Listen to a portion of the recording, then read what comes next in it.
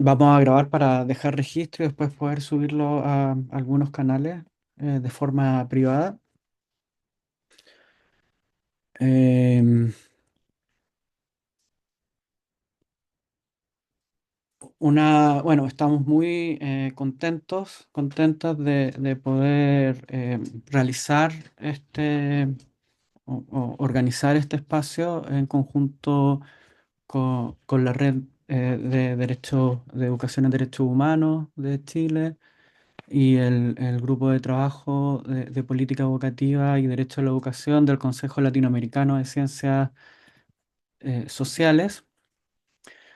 Eh, Queríamos, antes de comenzar, leer un pequeño escrito comunicado que redactamos eh, en función de ciertos cuestionamientos que recibimos eh, por producto de este seminario.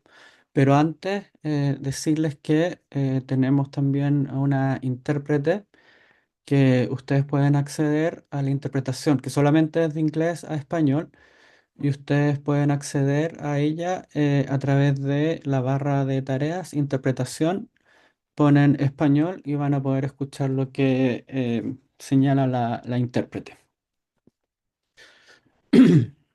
Bien, la red de investigadores en educación chilena, eh, bueno, queremos señalar lo siguiente, que hemos recibido cuestionamientos que señalan que al centrarse exclusivamente en la perspectiva palestina, este seminario podría excluir otras miradas sobre el conflicto Israel-Palestino, generando un ambiente hostil hacia la comunidad judía en Chile. Y algunos mensajes en redes sociales escalaron e incluso nos acusaron de adoptar una postura unilateral, invisibilizar otras narrativas legítimas y contribuir a la polarización.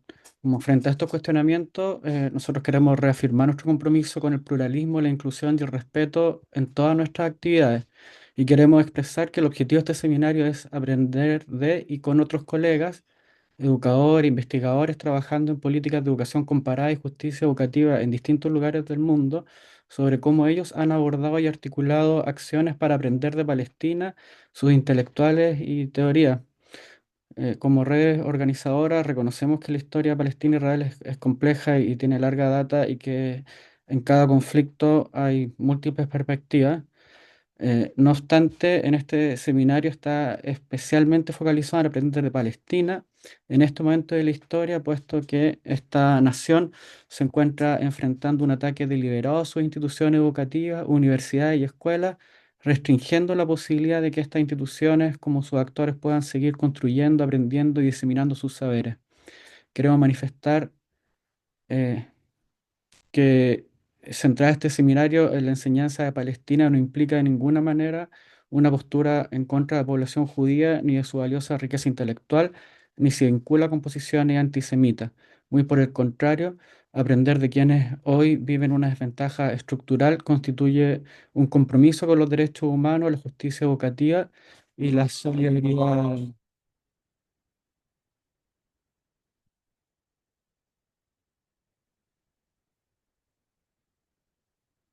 Disculpen.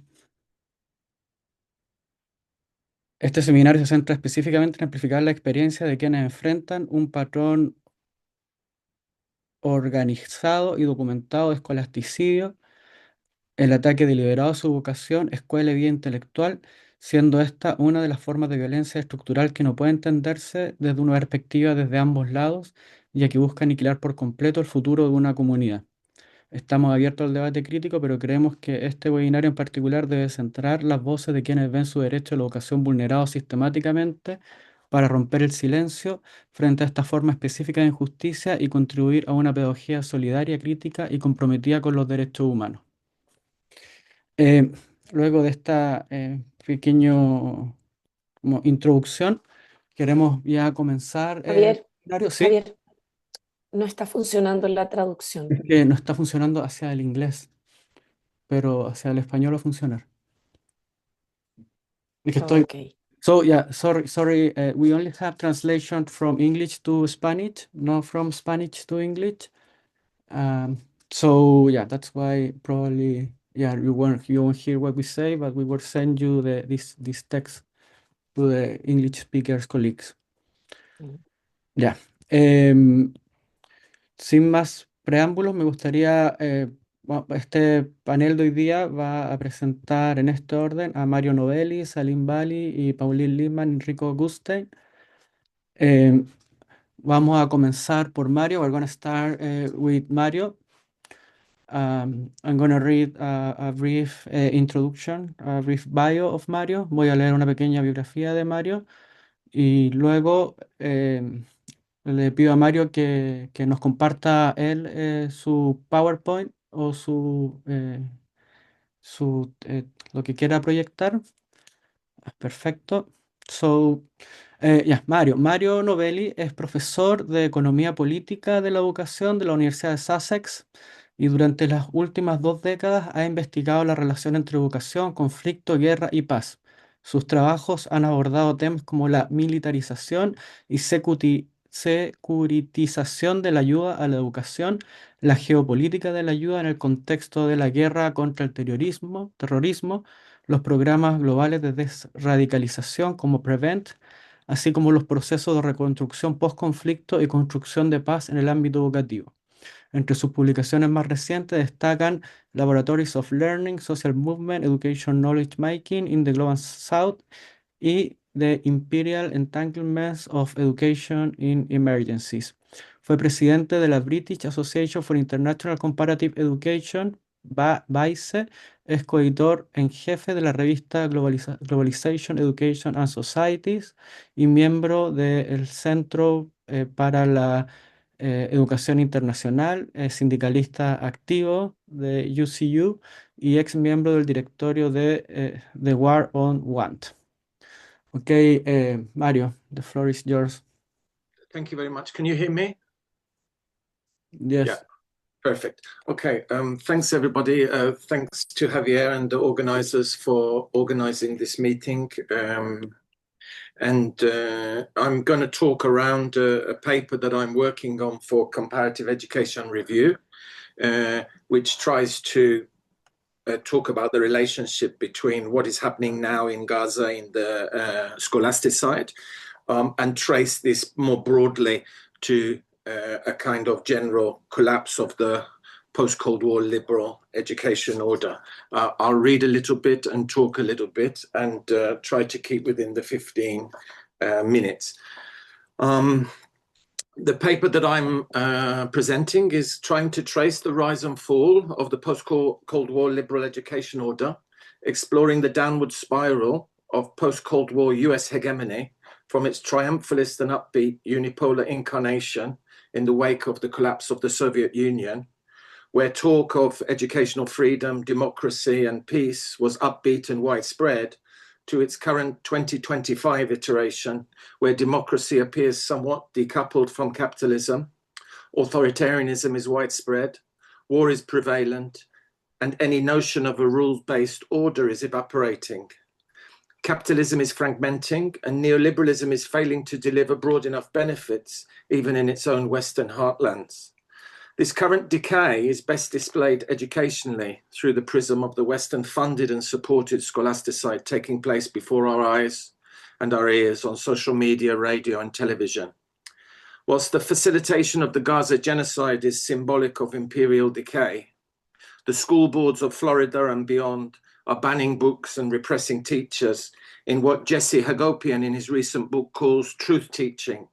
That is, teaching about the history of slavery in the USA, of racism, etc.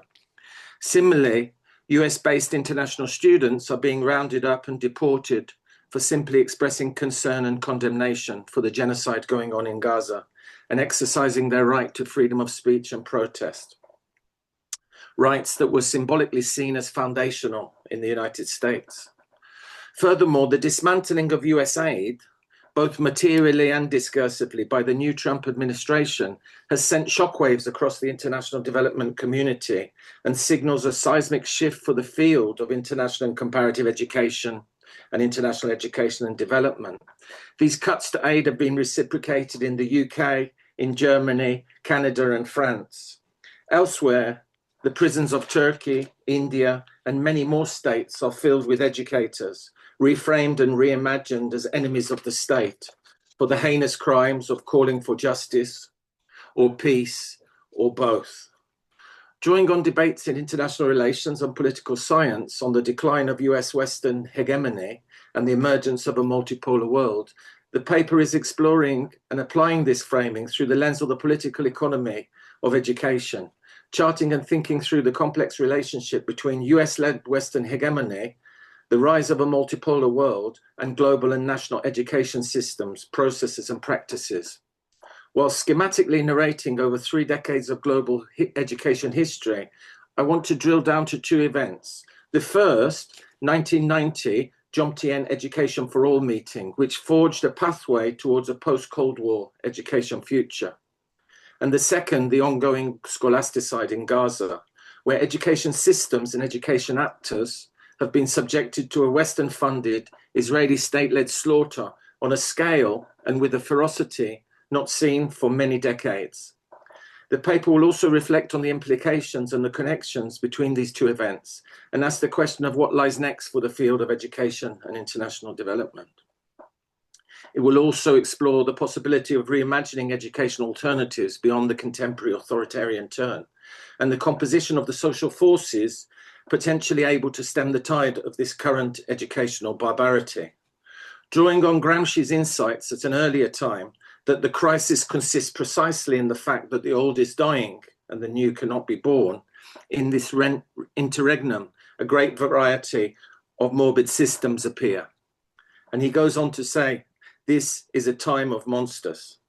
I will reflect through a critical political economy of education approach what this all means for education in the twilight of US empire. Just a couple of words about how I'm trying to understand education. My central argument is that we can't understand education from within itself. We need to understand education and education systems within a broader global, local, national, regional political economy and understand the relationship between, let's say, the geopolitics happening and education systems. And my central argument is that education matters. It's both affected by those global processes, but also affects those global processes, and that we need to take education seriously in our understanding of international relations. So beginning with education for all. After the collapse of the Cold War, after the collapse of the Berlin Wall, and the end of the Cold War, a meeting took place in Jomtien, Thailand in 1990, which really has been foundational for the past 35 years of global education policy. Attended by 150 representatives of countries, lots of NGOs, international organizations. It drew together a commitment to education for all. Which remains a kind of key tenet of global education policy to today. When we think about education for all and those commitments, we often see it in relation to a change in global world order, an optimistic moment where the United States emerges dominant, but also a moment of legitimation and framing for international organizations like the World Bank and the IMF, who for the previous decade had been imposing structural adjustment programs across Africa that would spread to Latin America and other parts of the world. So in a sense, this was a process of trying to build legitimacy at a moment of American expansionism. It was also a rapprochement between liberals and neoliberals, a moment when the UN was able to reassert itself after many years of paralysis due to the Cold War and the veto in the Security Council. And overall, a kind of moment of triumphalism a heyday, in a sense, of globalization, with a widening out and deepening of the tentacles of capitalist accumulation around the world, and an important educational event. If we move now forward to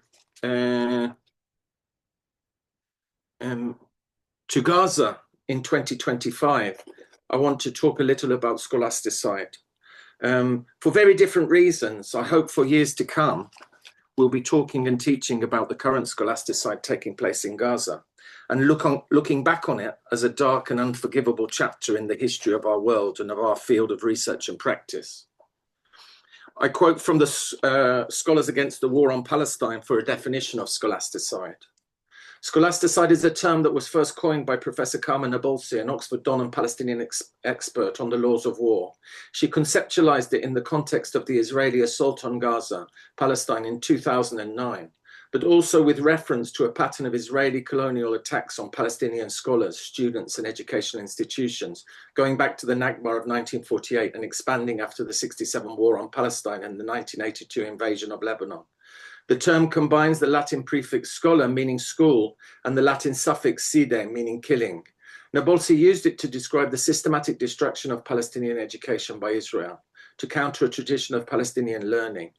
That tradition, Nabolsi observed, reflected the enormous role and power of education in an occupied society, in which freedom of thought posits possibilities and opens horizons, contrasting sharply with the apartheid wall, the shackling checkpoints, and the choking prisons, recognizing how important education is to the Palestinian tradition and the Palestinian revolution. Nabolsi noted that Israeli colonial policymakers cannot abide it and have to destroy it.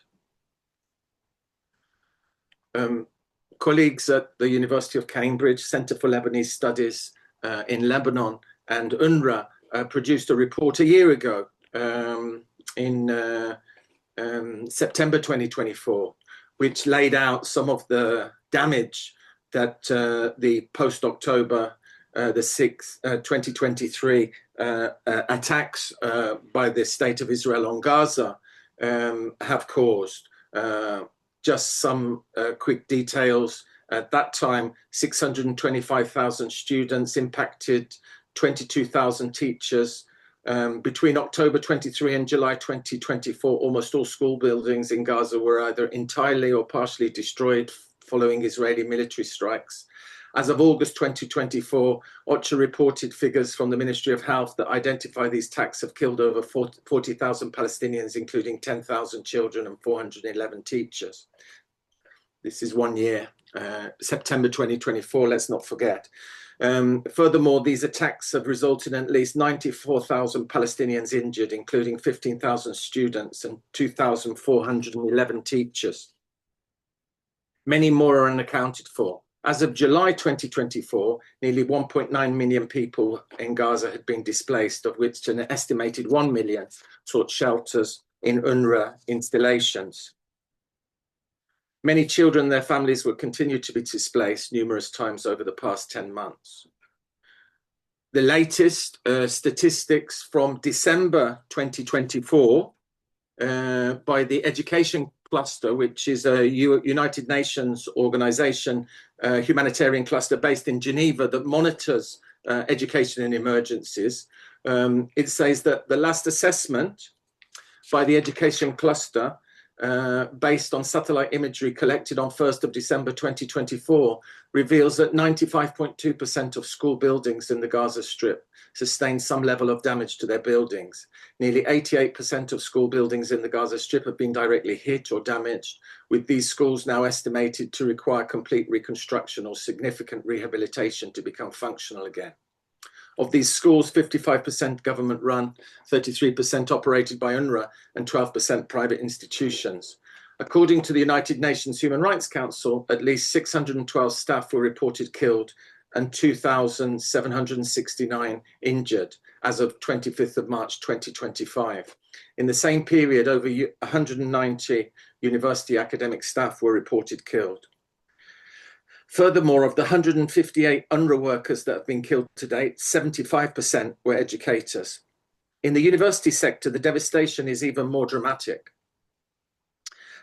if that is possible, with the physical infrastructure of all 17 universities in Gaza totally destroyed. The scale of this destruction is almost unimaginable. Having worked for more than 2 decades as a researcher on the relationship between education and conflict from Sierra Leone to Lebanon, Colombia to South Sudan, I've never seen such systemic and systematic destruction of education systems and communities. As shocking as the military destruction of Gaza has been, and in July 2025 it is still going, it's still ongoing, is the comparative silence of the West, including our own university associations and professional associations. This silence has allowed the military complicity of our leaders, the widespread repression against student and academic protests against the genocide in Gaza is illustrative of this complicity and has intensified since January 2025, with the US administration laying siege to US universities, abducting and deporting international students, and creating a chilling effect on US campuses that has destroyed the idea of US commitments to freedom of speech and academic freedom. What is also shocking, and I'm sure that this is not new to you, is the recording of videos and the comments on social media in the midst of the destruction. You can see the image of Al-Azhar University before and after it was blown up, and an Israeli soldier saying, for all those asking why there is no education in Gaza, oops, a missile fell on you. That sucks, too bad. That is how you will not be engineers anymore in the university of the terrorists, evidencing a psychological as well as military war. So what does the genocide in Gaza teach us? For this, I think we can draw on Judith Butler's framing of who is a subject, when is life grievable. She argues that one way of posing the question of who we are in these times of war is by asking whose lives are considered valuable, whose lives are mourned, and whose lives are considered ungrievable. We might think of war as dividing populations into those who are grievable and those who are not. An ungrievable life is one that cannot be mourned because it has never lived, and that is, it has never counted as a life at all. We can see the division of the globe into grievable and ungrievable lives from the perspective of those who wage war in order to defend the lives of certain communities and to defend them against the lives of others, even if that means taking those latter lives. There's much we could say about what this tells us. The selectivity of liberal rights, the selectivity of international law, the selectivity of the right to education, the silence of education communities and institutions, that freedom of speech and other rights are for a selective few, that perhaps our youth are again showing us the way forward, and definitely that the mask has dropped. Comparing these two, scholasticide and education for all, and I won't go into this in any length, I think what my argument will be is that education for all and the last 35 years have actually laid the ground for the scholasticide that we see in Gaza. That the optimism of the Education for All project and the liberal project more generally did not last very long. From 9/11 onwards, we saw an increasing militarization of education alongside a neoliberalization of education. And it's those kind of two processes of a kind of militarized neoliberalism, which I'm sure is nothing new to Chilean understanding of the history of neoliberalism, is that explicit violence built into neoliberal reforms. And we've seen the creeping educational authoritarianism around the world, including in the centers of geopolitical power, most recently witnessed in the US. And similarly, Gaza is an extreme case, but there are imprints of this process around the world. And that Gaza and the scholasticide that is taking place and the genocide that is taking place, although extreme in this present moment, the most extreme in this present moment, has a long and longer history from 1948, from the Nakba onwards, a continuous onslaught and attempt to undermine the cultural and intellectual life of the Palestinian people. So where are we headed? And I'm just finishing up now, if I may. is to ask this question of what does this mean and where are we at the moment as educators, as academics, as social activists. I have the sense that we're in changing times, and this has been heightened since Donald Trump landed abruptly in the White House. But it's difficult to really know where we're headed. One vision, which emanates from the Trump administration, but has resonances in many capitals, seems to be to abandon notions of global goals and collective action, to walk away from humanitarian assistance and global agreements, and to build a fortress around your borders, whilst maybe extending them northwards and southwards. A transactional era where might is right and empathy is only for the weak. The contours of this are contradictory, and it remains unclear how this politics will develop and what will remain of the US's humanitarian imprint around the world. In the education domain, it looks like a dark period of anti-intellectualism, fear on campuses, revisionist history, and utilitarian understandings of the role of education aimed at the economy, and plenty of attacks on critical theory and thinking. The second group, and I point here to Ursula von der Leyen, the EU leader, which I fear is the dominant group, just want to go back to business as usual. They were relaxed about the liberal, neoliberal Global Education Pact. They presided over the rise and fall of the post-Cold War liberal order, filled the ranks of the global education industry, and argued that they were humanizing capitalism. They were pragmatically silent as resources and policies were militarized post 9/11, silent on the millions of post 9/11 war on terror deaths in Iraq, Afghanistan, and other zones of contention, welcoming as an array of private actors entered the educational fray, promoting privatization and marketization as private solutions to public problems.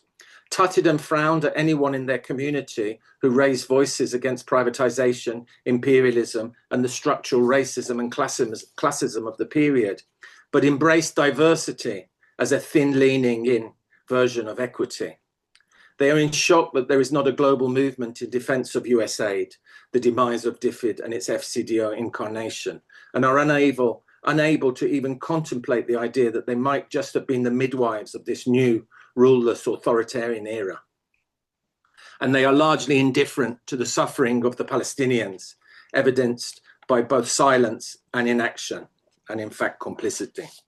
Thirdly, and there is another emergent force, globally uneven but on the rise, a youthful but intergenerational movement that has honed its skills in the last period through the Rhodes Must Fall and Black Lives Matters movement, the environmental direct action process, the Palestine anti-war movement. They pile disdain on both of the above and are reimagining what international development and education might look like if we move from a concept of aid to a process of reparation. Much like the contrast between the West and the rest on Palestine, there is a growing global majority that wants a new international economic and social order, and within that, a new education order rooted in social transformation, deep learning, and social humanism. Rooted in popular education, in grassroots organizing, it is building up its force and its strength. But unlike the other two possibilities, it has no capital on its side. Its power lies in its numbers and its transformatory potential, and can only exceed if it manages to unite beyond its particular sectional focus and build cross-struggle unity. We have seen this overturn decades of far-right rule and civil war in Colombia with the Pacto Histórico under the leadership of Gustavo Petro, and its potential was evident in the HDP, HDK in Turkey, to name just two that I've been engaged with in recent years. It requires listening and learning across international borders and international struggles, across identities, and it requires pulling sections of the populations in the USA and the UK, for example, the white working class, towards this project and away from the far right. It requires revitalizing the labor movement and building alliances rooted in material power and mobilization. But it needs pedagogy, and it needs hard community labor to succeed. And it requires for us to study and to work hard and to organize to build our strength. Thank you. Thank you, Mario. We're gonna move along now to Salim Vally. Salim es titular de la cátedra Sarchi en Educación Comunitaria de Personas Adultas y Trabajadoras, otorgada por el Departamento de Educación Superior y Formación de Sudáfrica, y es profesor en la Facultad de Educación de la Universidad de Johannesburgo. Además, es profesor visitante en la Universidad Nelson Mandela e integrante electo de la Academia de Ciencias de Sudáfrica.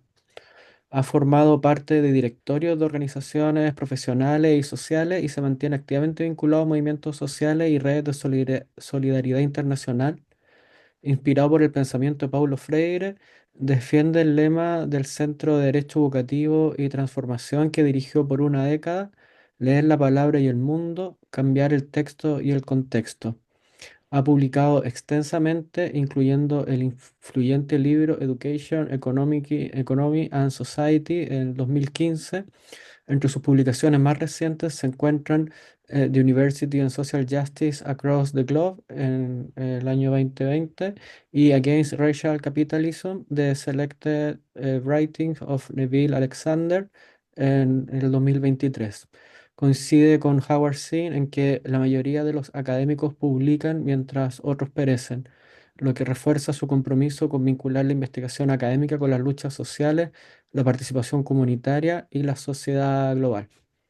Uh, Salim, the floor is yours. You can start as you please. Thank you very much, Javier and the team in Chile, as well as my co-panelists, Mario, Pauline, as well as Rico, and all who have joined us virtually, including my colleague, Enver Motala. I think the interpretation is above my voice. Is there a way of silencing it? Yes, you have to change from Español to original audio in the. Okay. Thank you. Is better? Okay. That's no, that hasn't helped. Anyway, I'll go ahead. Don't worry.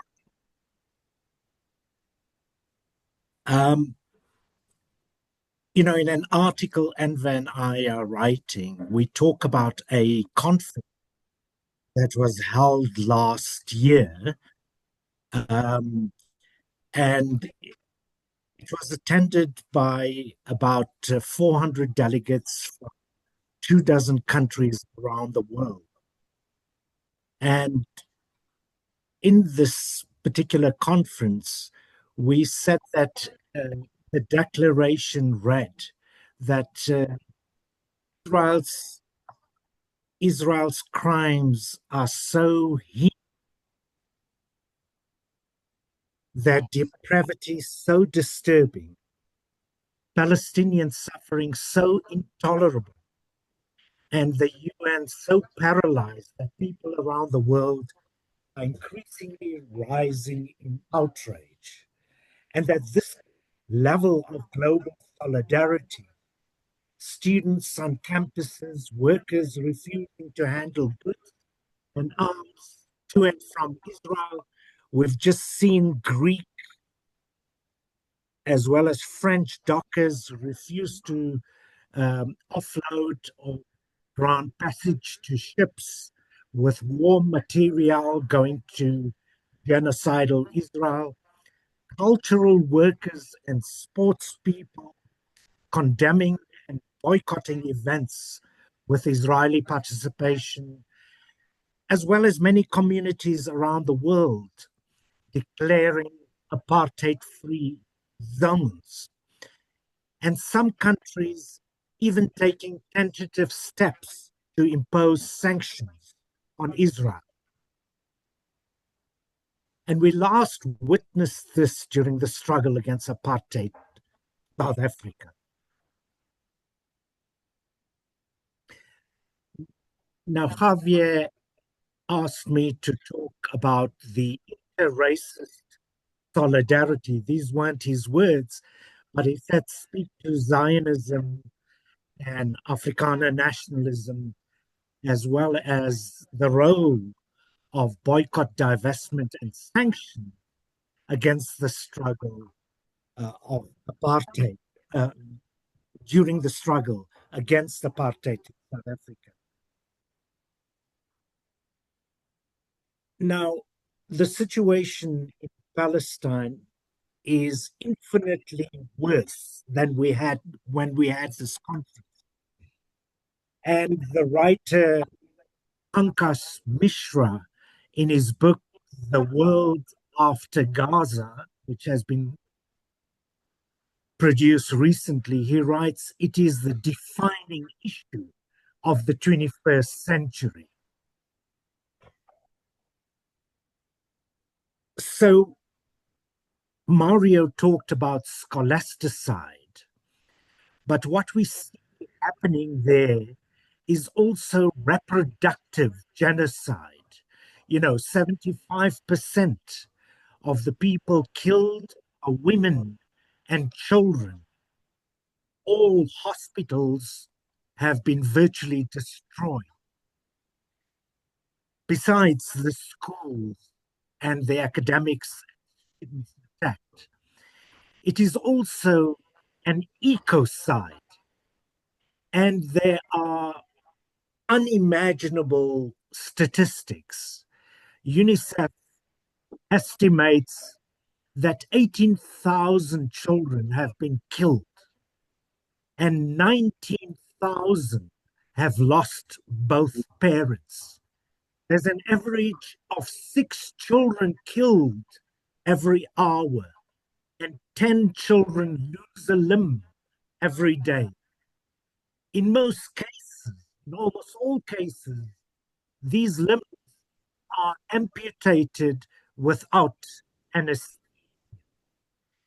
In terms of ecocide, the Euromed Human Rights Group estimate that the explosives dropped on densely populated Gaza in just over 1 month was double the destructive power of explosives dropped on Hiroshima.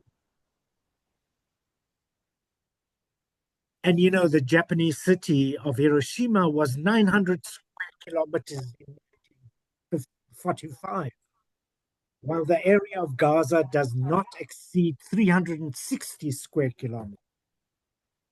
And some estimate that the tonnage of explosives dropped on Gaza is now 7 times that of the atomic bomb dropped on Hiroshima.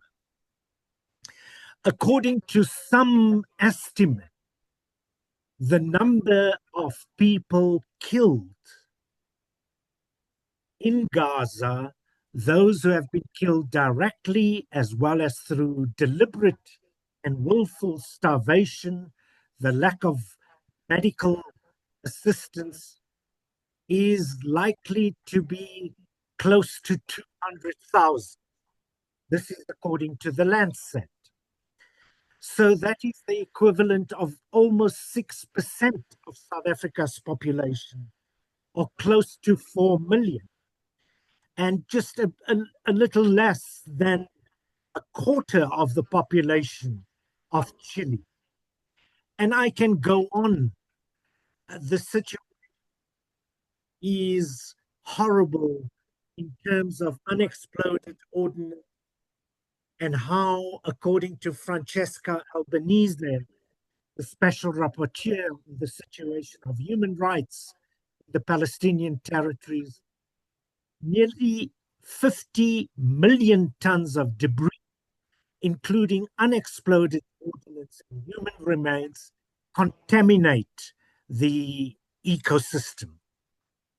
More than 140 temporary waste sites and 340,000 tons of waste, untreated wastewater, and sewage contribute to the spread of diseases such as hepatitis A, respiratory infections, diarrhea, and skin disease. So clearly, the ongoing genocide in Palestine is the key issue for human solidarity. Despite this unspeakable horror and obscene carnage that we are witnessing, it can bring together environmentalists, anti-racist activists, indigenous people, anti-militarists, anti-capitalists, feminists, and many others from all around the world to act in solidarity with the Palestinian people and the people of the region, because genocidal Israel has been attacking the people of Lebanon and Syria and other Yemen, and it is the defining issue of our time.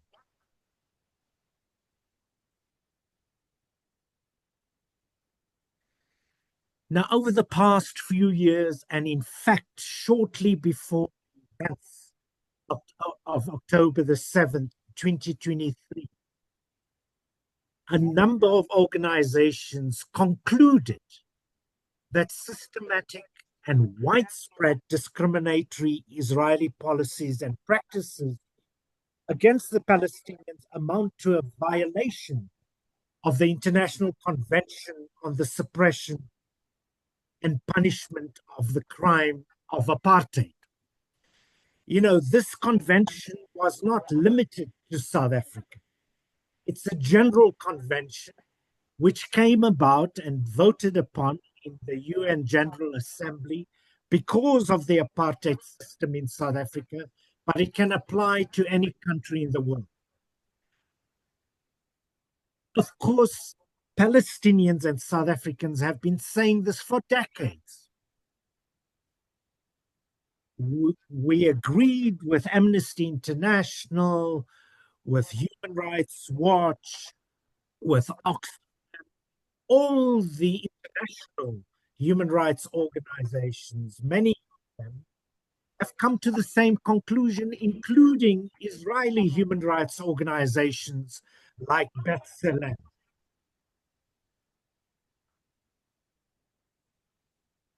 But we also agree with Francesca Albanese and the human rights organization Al-Haq in Palestine that the apartheid focus framework does not address the root causes, which Albanese calls settler colonialism, a war crime against the Rome Statute. Now, these reports are extremely important, but there is a significant elision involved and a silence in focusing solely on apartheid as a political regime without considering its economic underpinnings. And there are many who are now calling for an alternative definition, including Palestinian writers like Haida Eid and others like Andy Klano, who say an alternative definition of apartheid that grew out of the struggle in South Africa in the 80s and has gained support amongst the activists due to the limits of decolonization after apartheid in 1994. And they call for a definition that recognizes apartheid as intimately connected to capitalism. And together with others, they highlight recognizing apartheid as both a system of legalized racial discrimination and a system of racial capitalism.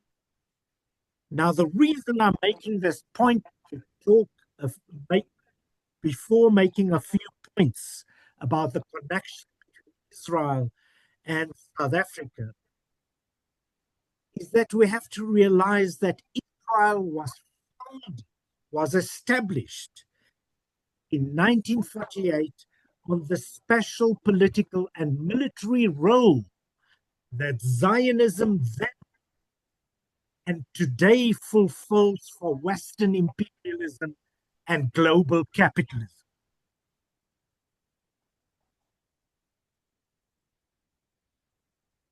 Mario quoted Gustavo Petro, and Petro's analysis of the genocide of the Palestinians is that when he looks at the faces of Palestinians, he sees the history of the global South, past, present, and the future. Gaza is the model of disposable human beings. And the Palestinian academic Adam Mania makes this point.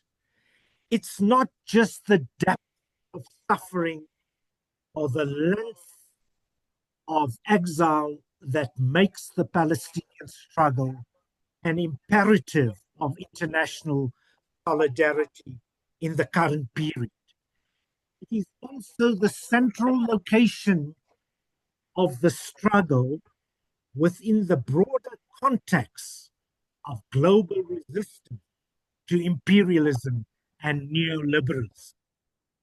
You know, it was Alexander Haig who said in the cabinet of Ronald Reagan that we need unthinkable aircraft warrior, aircraft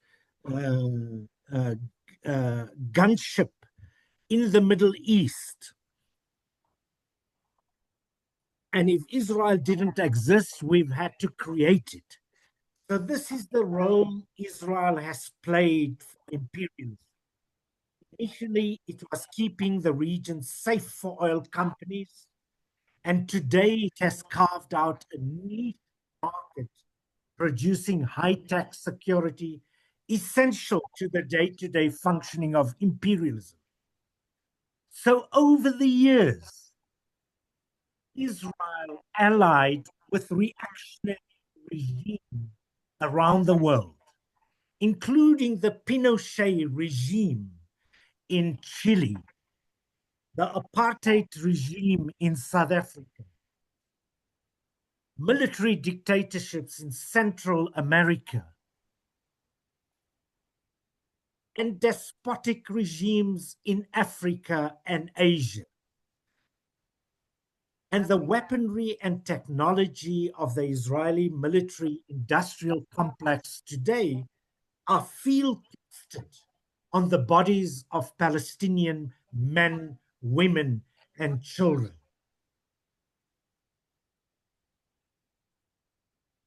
It also is important in that region because of trade. Today, just before going into the links, historical links, South Africa, many people globally feel there is a tipping inflection point that has been reached. For a long time, Israel was allowed to act with impunity and without restraint. But today, we see change in the international solidarity movement. And by the way, the BDS movement is 20 years old this year. We see changes which could not have been possible a few years ago. Something similar happened in South Africa. The first call for a boycott campaign against apartheid was made in 1959. But it was only when the dock workers in Trinidad, Norway, Liverpool started refusing to load and unload South African goods in 1960, and dock workers in many parts of the world, when shop workers in supermarkets like Ireland started refusing to handle South African products, when people in New Zealand started to protest, touring, the governments around the world started changing their position. Many people think that it was the government's multilateral agencies that impose sanctions. It was, in fact, it was grassroots organizations, youth, students, workers, trade unions, faith-based groups that pressured their governments to take the stand. Today, we see the same happening. Of course, it has come as a huge price for the Palestinians. But many Palestinians say that the night is darkest just before the dawn breaks. Henry Giroux, writing recently, what we see in Palestine, occupied Palestine, is the canary in the coal mine, reflecting what Gustavo Petro says. He says, in its wake, it leaves a trail of bloodshed, broken limbs, wounded women and children, and a chilling legacy of violence, mass deaths, and ethical emptiness, signaling an imminent and grave threat to academic freedom, free speech, critical education, and democracy itself. Despite the attempts to annihilate the Palestinian education, healthcare system, the social fabric of life, the resistance continues. So, for example, Palestinian academics and administrators from Gaza recently issued a statement in keeping with the legendary Palestinian support or resilient, steadfast. Their call for solidarity ends with the following two sentences. We call upon our colleagues in the homeland and internationally to support our steadfast attempt to defend and preserve our universities for the sake of the future of our people and our ability to remain on our land. We built these universities from tents, and from tents, with the support of our friends, we will build them once again.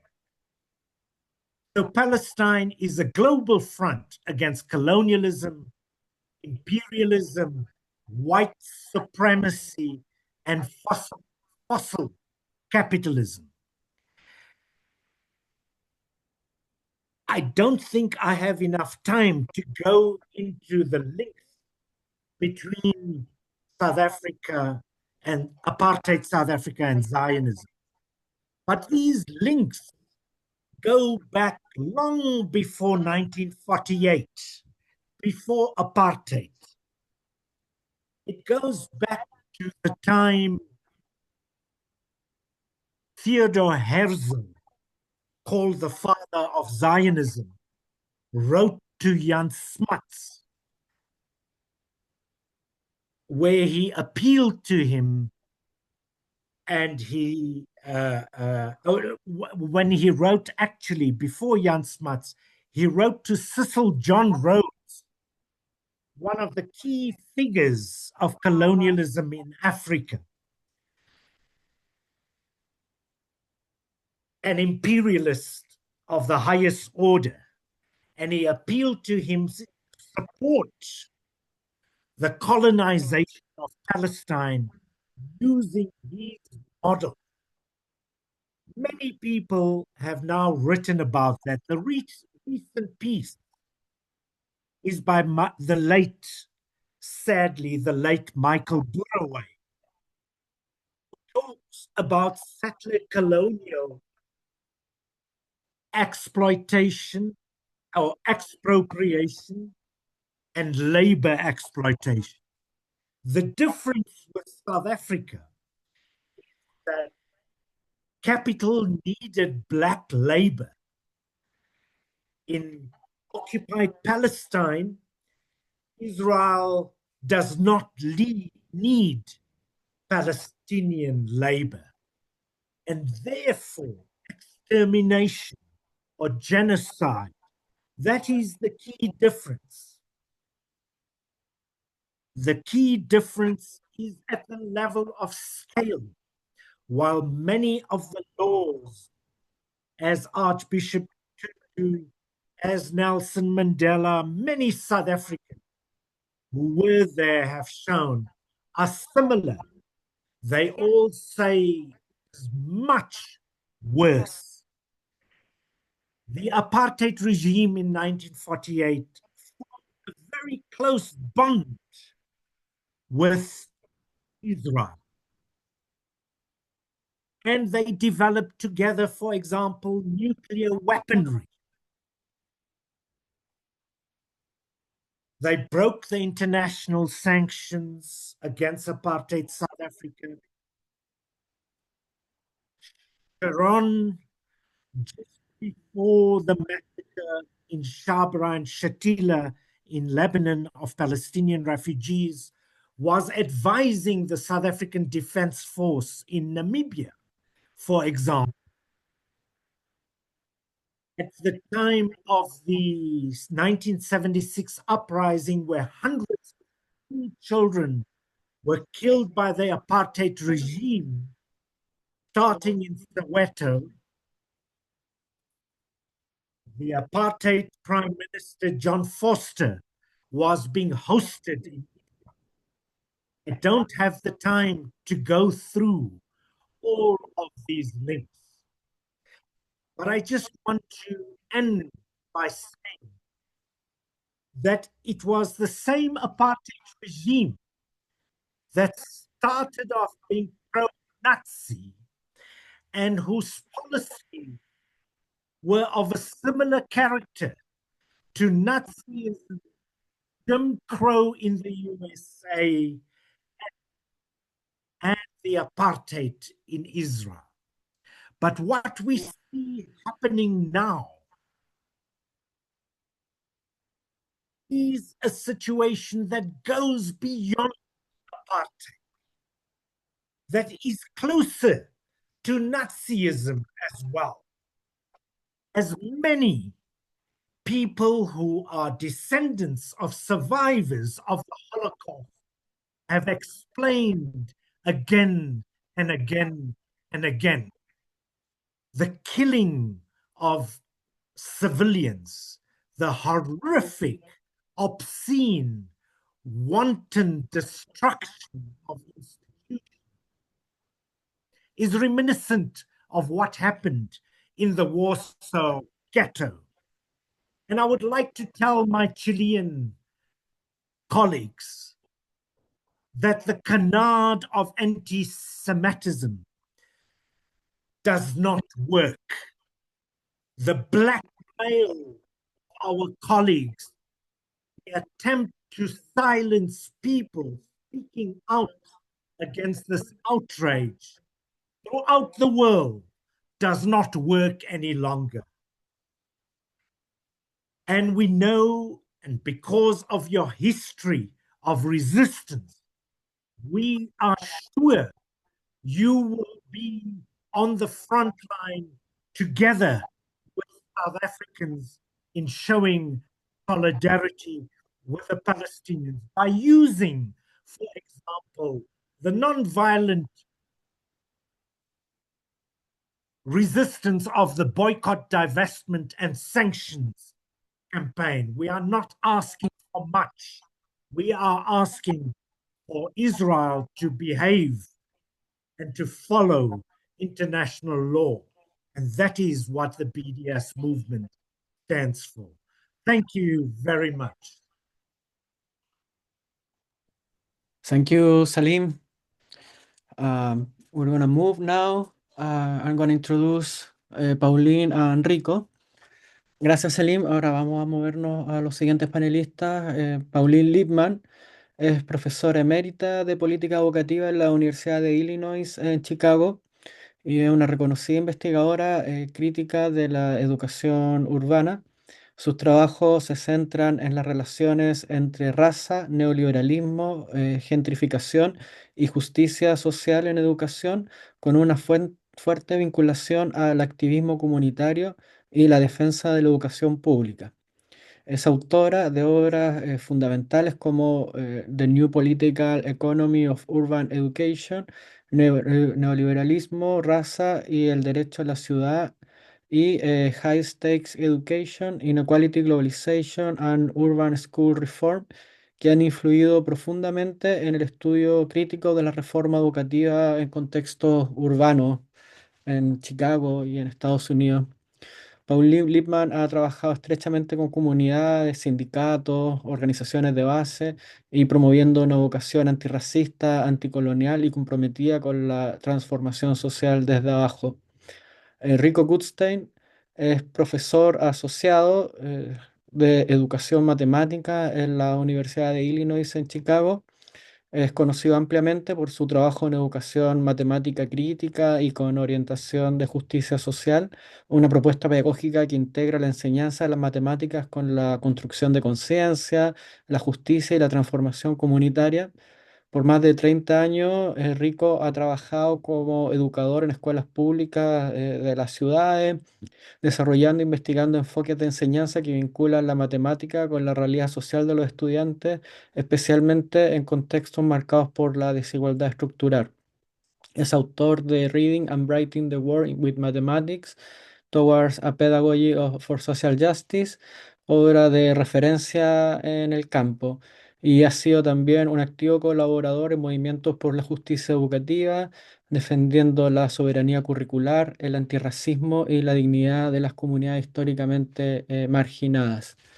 I'm gonna ask Pauline to project the PowerPoint, the screen, or maybe Rico can do it, I don't know. So we I'm can, gonna do it. and yeah, Uh, you have the floor is yours. Okay. Okay, thank you. Welcome, everyone.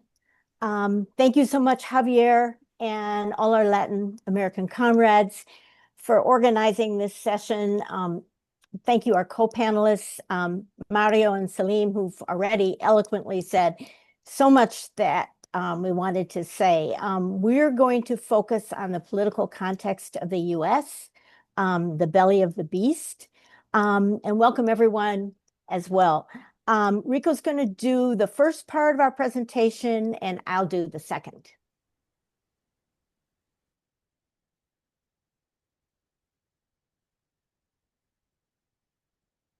So thank you, Javier, and all of our Chilean compañeras and compañeros.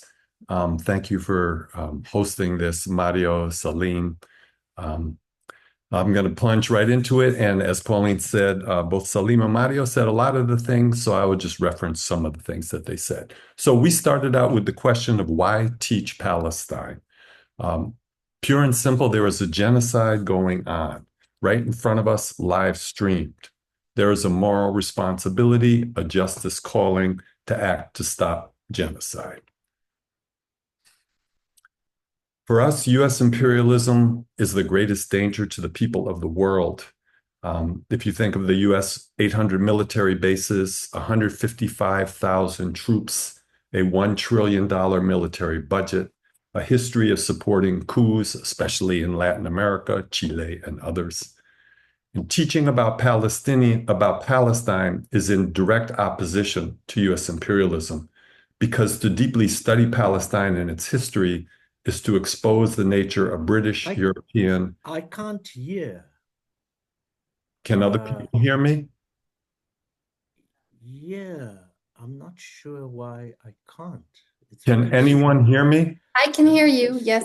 Yeah, yes. Oh. Salim, you have to go to the bar again and press original audio. Interpretation, I imagine it says, and then move to original audio. So you will be listening directly to Rico. No, don't put English, put original audio. Okay, Rico. Are you there, Salim?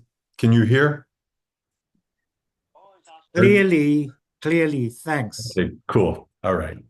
Um, so teaching about Palestine is in direct opposition to U.S. imperialism because when we deeply study Palestine and its history, it exposes the nature of British, European, and U.S. imperialism, which helps people understand how it works and thus weakens imperialism. And frankly, anything that can educate anyone about the righteous struggle of the Palestinian people and advances its cause weakens U.S. imperialism and thus benefits the people of the world, not only Palestinians. In essence, teaching about Palestine becomes an entry point into the larger global issues of power and dominance, always on the side of the oppressed and the global South. U.S. imperialism is the main support for Israeli enacted genocide of the Palestinian people. Everyone knows that if the U.S. immediately stopped all military aid to Israel, the genocide would end almost immediately. Israel is the largest recipient of U.S. foreign aid, and most of it is military. Thus, the global effort to support Palestinian liberation crystallizes the struggle against Western imperialism, US and European, and Salim, you ended up saying basically the exact same thing. But this Palestine genocide has provoked a global response, which has reawakened and revitalized a transnational mass anti-imperialist, anti-Zionist movement to free Palestine. As Salim, you ticked off a bunch of examples, mass demonstrations around the world, Irish football fans, people in Zimbabwe, Namibia, South Africa, and yes, even the French dock workers in Marseille who refused to load weapons. This movement has raised consciousness globally. People of the world have studied and learned about Zionism and the history of the Palestinian people like at no other time in history, I believe. For example, the US student encampments were themselves a university in this sense. This has strengthened global solidarity both within the global South and also between social movements across the world, as we see in this webinar today. And despite the UN's capacity to actually do much, there is a consensus in the US General Assembly. The UN overwhelmingly voted to demand that Israel end its occupation of Palestinian territory, and they demanded an immediate, unconditional, and lasting ceasefire in Gaza in huge majorities that represent really the aspirations of the people of the world. Most significantly, from a US perspective, this movement has broken the hold of Zionism on the US Jewish community. And this is very significant and powerful. It's an historic rupture of the relationship between US Jews and the Israeli Zionist project. For example, there are groups like Jewish Voice for Peace that took over New York City's main train station, occupied the Statue of Liberty. There's another group, If Not Now, and there are many groups in the US of Jews who are moving away from the Zionist stronghold. And this, in general, beyond Jews, has shifted, the global movement has shifted US public support away from Israel towards Palestine. For example, in 2013, in the US, Democrats, the Democratic political party, favored Israel over Palestinians by 36 percentage points. Today, Democrats favor Palestinians over Israel by essentially the same amount, 38 percentage points. And even people from the Republican Party under the age of 50, now a majority of them have a negative view of Israel. So this is really significant. So from our location in the United States, it's important to put teaching Palestine into the current US political context. There are multiple and interconnected crises of the racial capitalist order, which both Salim and Mario referred to. These key features are the structural crisis of US capitalism and the decline of US global economic dominance, reflected in the instability of the financialized US economy, deep economic polarization, and the obvious rise of China as a global economic power. There are multiple social crises in the US reflected in the inability of the working class, which is roughly 60% of US people, to meet basic needs for housing, food, healthcare, and the precarity for the middle classes, coupled with the neoliberal erosion of the social state, crises of social reproduction, unsustainable household and student debt, and more. There is a crisis of white supremacy and heteropatriarchy reflected in historic multiracial Black-led uprisings against police violence, feminist and LGBTQ movements, coupled with an extreme backlash against reproductive rights and gender, sexual, and racial justice, and of course, the climate crisis in Texas that we see. The U.S. political economic order is unable to solve these crises. This implies a rupture of the liberal order, deep political disorientation, and the rise of a white nationalist move towards fascism. This is a politically volatile movement. The appeal of Make America Great Again, or MAGA, has found a populist fascist base in the downwardly mobile lower middle class white population who are also largely Christian nationalists. Militarized attacks in the US on immigrants and authoritarianism of the Trump regime have shattered the illusions of so-called US democracy and American exceptionalism. There's a popular expression we hear these days in the US, I can't believe this is happening to my country. And this is also reflected in the large anti-Trump rallies last month called No King's Day that brought out over 5 million people in the US, over 2,000 towns and cities. At the same time, a generation of young people educated in social movements and a multiracial, multi-ethnic, and immigrant working class is hungry for a genuine alternative. This was demonstrated in the recent New York City mayoral primary election victory of Zohran Mamdani, a young South Asian Muslim democratic socialist immigrant. Pauline, I turn it over to you. Okay, thanks, Rico.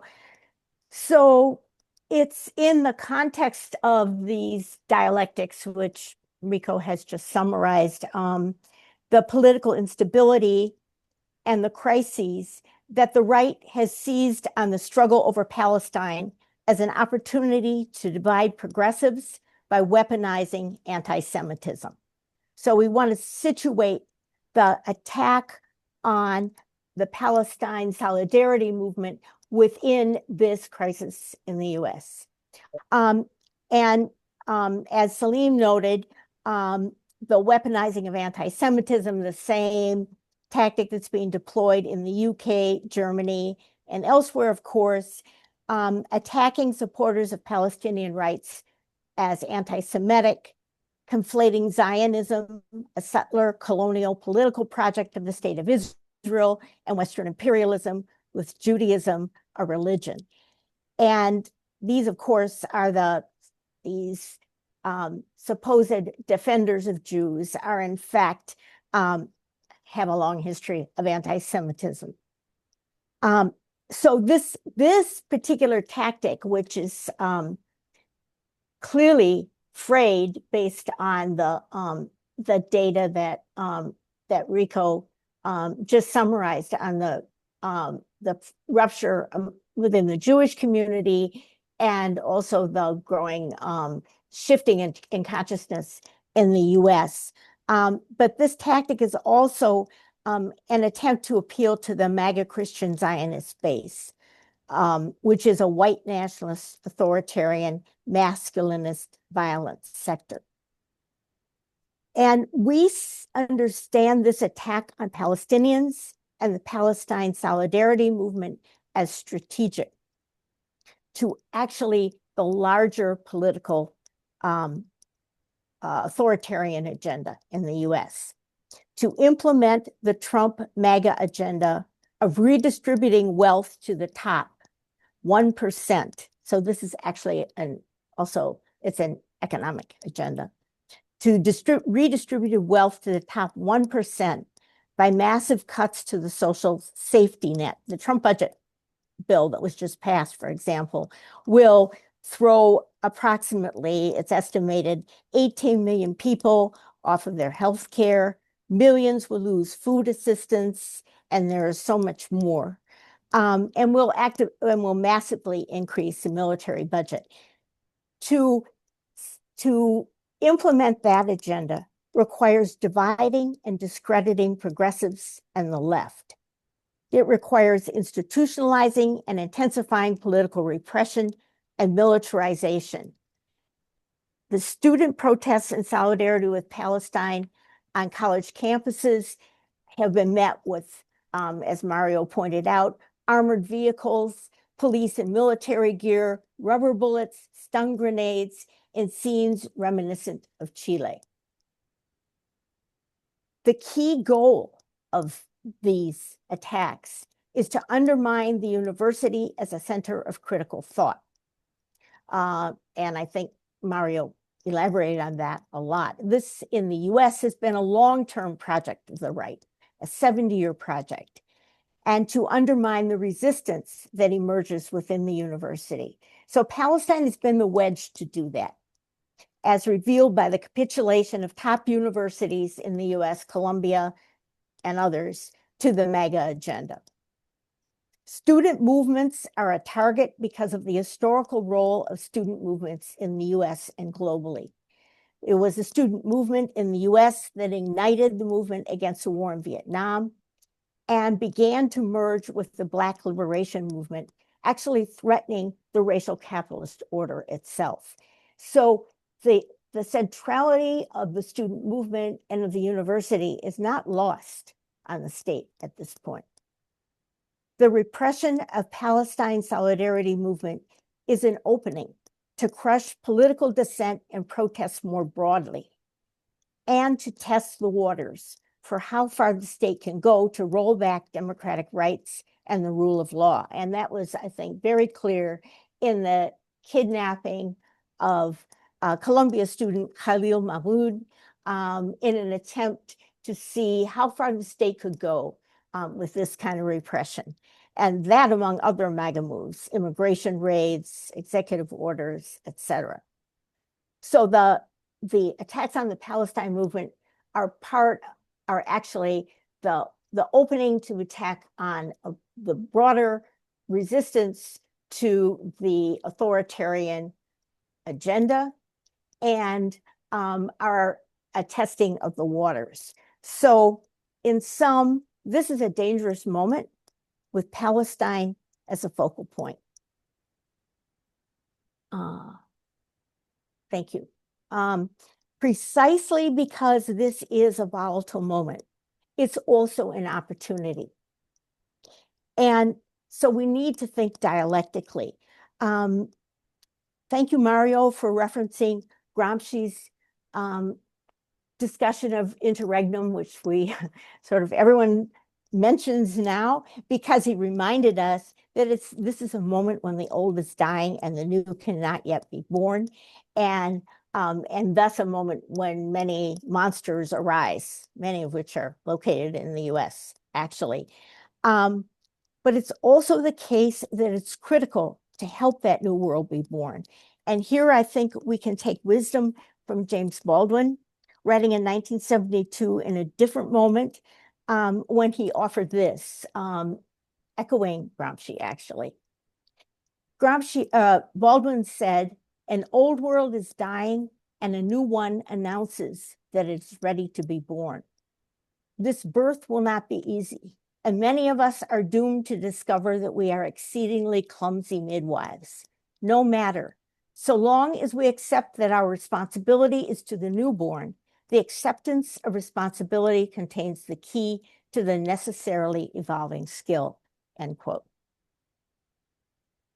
So I think that frames how we think about the work that we do in this moment.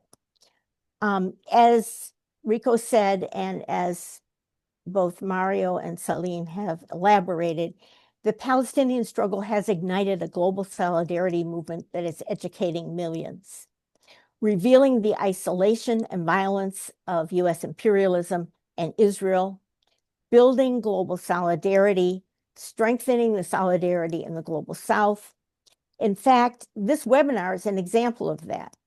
So we want to share a little about how we've tried to build on this moment in Chicago, specifically with educators.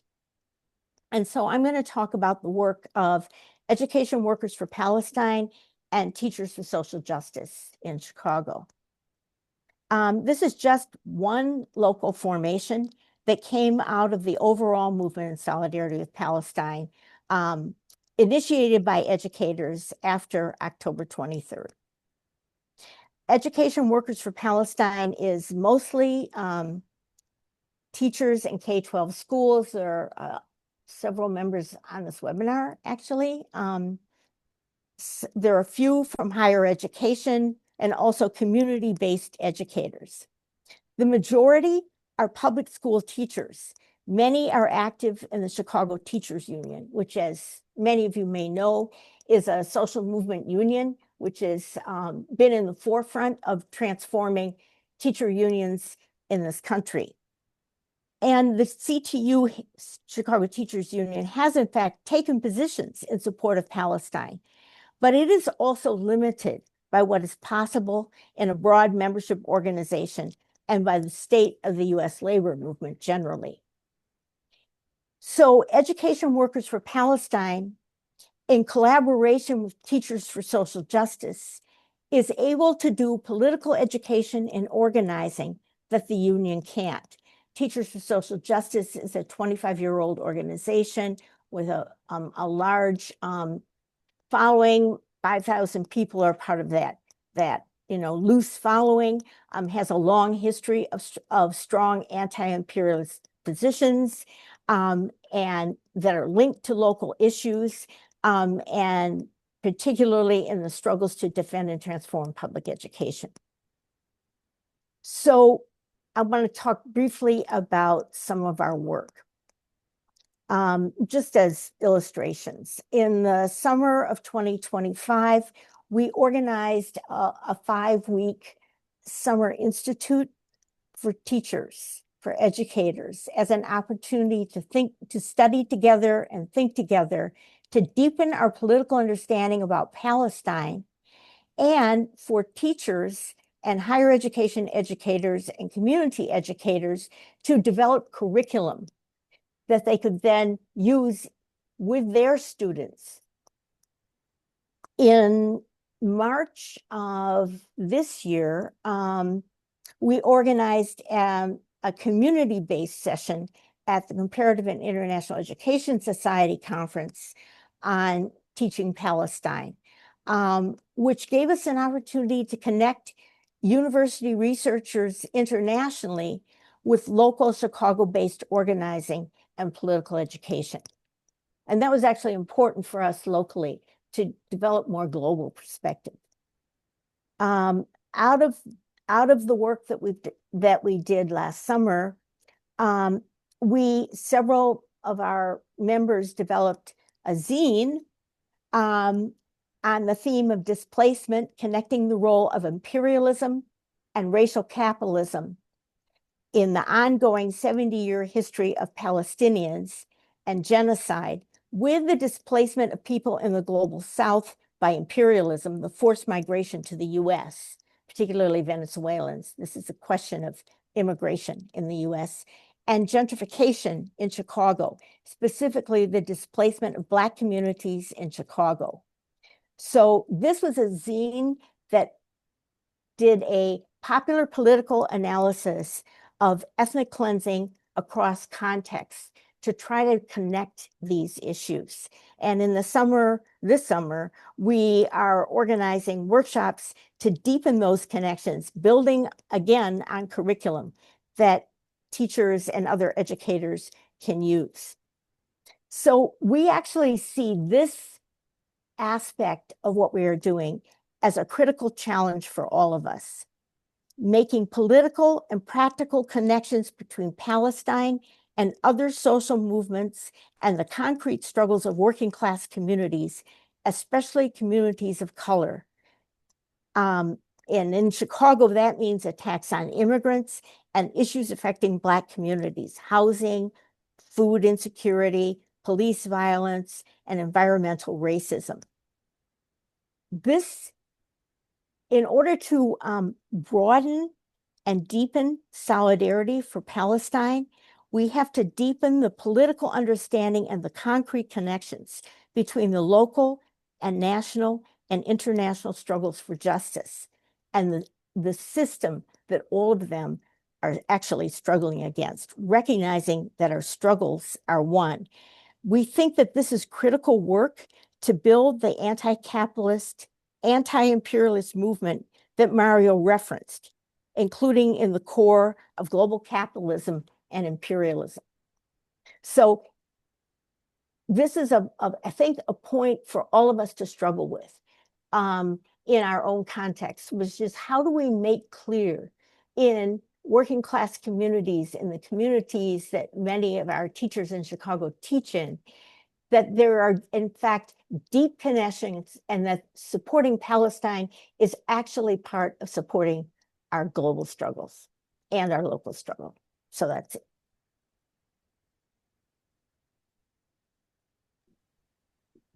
Thank you, Pauline. Andrea? Yes, thank you to all our panelists. I just want to share briefly so people can scan the resource toolkit and that QR code. So my name is Andrea Lira. I'm the treasurer for RIECH. I'm just gonna do the closing. I'm gonna do it in English so that our panelists can hear what I'm gonna say, and hopefully feel the gratitude that we have for everybody's participation here. Okay, I'm gonna stop sharing right now. Okay, so first, in name of RIECH, I want to thank Mario, Salim, Rico, and Pauline for coming to talk to us today. Your frameworks, your situating of the issue is going to be really helpful for thinking about what is the work that we have to do here in Chile and how we can think about our work. Using these frameworks and using your examples, your work, the way you situate the problem. These are seeds for us, no? So not only seeds for solidarity, but seeds for how we are going to pick up the work here in Chile and how we think about ourselves as educational researchers in Chile and the work we have to do now. I want to thank Javier, who took the lead in organizing this as part of RIECH. I want to thank everybody who came here today, especially RIECH members who are here. I just want to say that as RIECH, Red de Investigadores en Educación Chilena, we are trying to create spaces for thinking together, for working together, for considering the ways in which we can speak up and how we can speak up about Palestine and also other issues. And we welcome everybody to join RIECH who hasn't already. And as Javier is reminding me to also thank our collaborators for this panel, la Red de Investigadores en Educación Chilena, with la Red de Equipos de Educación en Derechos Humanos y el grupo de trabajo de CLACSO, Políticas Educativas y Derecho a la Educación del Consejo Latinoamericano de Ciencias Sociales, who have organized this seminar with us.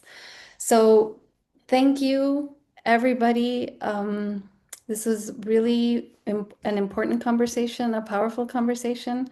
And I hope as the different organizations, we can think about other spaces in which we continue to pick up on these seeds for thought and for action. Thank you, everybody.